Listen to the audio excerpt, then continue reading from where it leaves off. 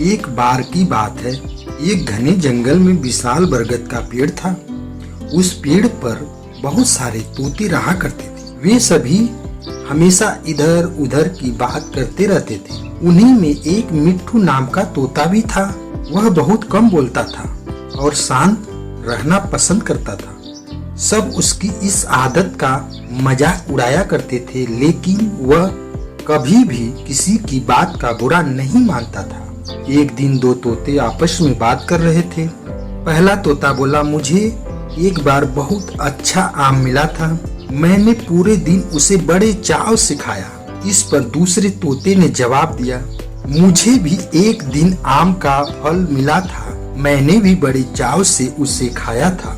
वही मिट्ठू तोता चुपचाप बैठा था। तब तोतों के मुखिया ने उसे देखते हुए कहा, अरे हम तोतों का तो काम ही होता है बात करना, तुम क्यों चुप रहते हो?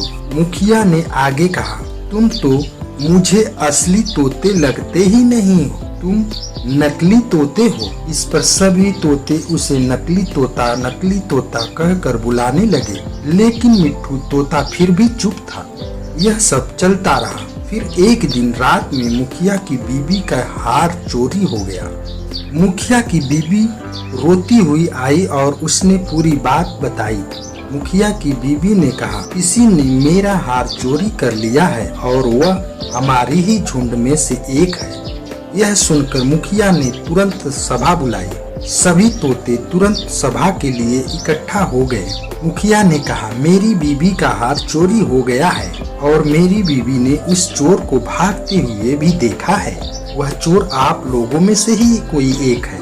यह सुनकर सभी हैरान हो गए। मुखिया ने फिर आगे कहा कि उसने अपने मुंह को कपड़े से ढक कर रखा हुआ था, लेकिन उसकी चोंच बाहर दिख रही थी। उसकी चोंच लाल रंग की थी। अब पूरे झुंड की निगाह मिट्ठू तोते और हीरू नाम के एक दूसरे तोते पर थी, क्योंकि झुंड में केवल इन्हीं दोनों की चोंच लाल रंग की थी। यह सुनकर सभी मुखिया से चोर का पता लगाने के लिए बोलने लगे, लेकिन मुखिया ने सोचा कि ये दोनों मेरे अपने हैं, मैं कैसे इनसे पूछ सकता हूँ, तुम चोर हो क्या? इसलिए मुखिया ने एक कौवे से इसका पता लगाने के लिए मदद ली। असली चोर का पता लगाने के लिए कौवे को बुलाया गया। कौवे ने लाल चोंच वाले हीरू और मिट्ठू तोते को सामने बुलाया। कौवे ने दोनों तोतों से पूछा कि तुम दोनों चोरी के समय कहाँ थे?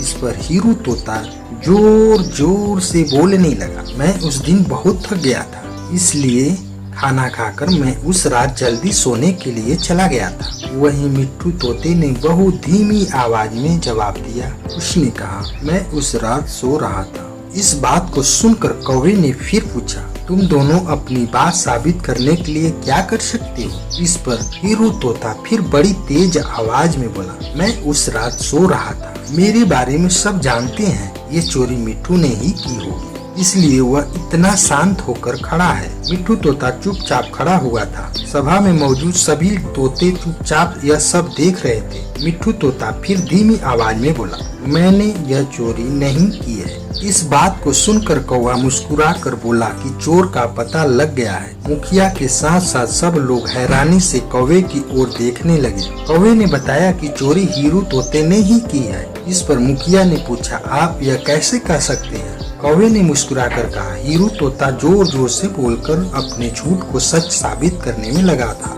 जबकि मिट्ठू तोता जानता है कि वह सच बोल रहा है, इसलिए वह अपनी बात आराम से कह रहा था। कौवे ने आगे कहा, वैसे भी हीरू तोता बहुत बोलता है, उसकी बात पर भरोसा नहीं किया जा सकता है। इसके बाद हीरू ने अपना जुर्म कबूल कर लिया और सभी से माफी मांगी। यह सुनकर सभी तोते हीरू तोते को कड़ी सजा देने की बात करने लगे, लेकिन मिट्ठू तोते ने कहा, मुखिया जी, हीरू तोते ने अपनी गलती मान ली है। उसने सबके सामने माफी भी मांग ली है। उससे पहली बार यह गलती हुई है, इसलिए उसे माफ किया जा सकता है। यह बात सुनने के बाद मुखिया ने हीरू तोते को माफ कर दिया। कहानी से सीख, कभी कभी ज्यादा बोलकर हम अपनी अहमियत खो देते हैं, इसलिए जरूरत के समय ही बोलना चाहिए।